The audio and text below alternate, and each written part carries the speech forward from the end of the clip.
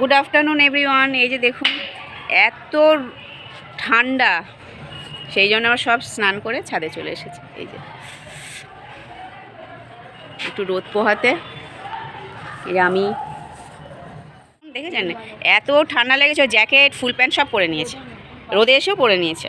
ও জানে যে না এগুলো পরে থাকলে ও আর কি পুরো গার্ড থাকবে, পুরো ঠান্ডা যাতে শরীরে না ঢোকে।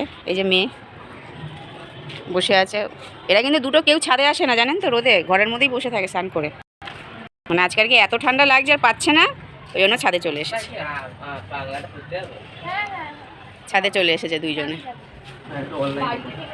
দুজনেই ছাদে এসেছে।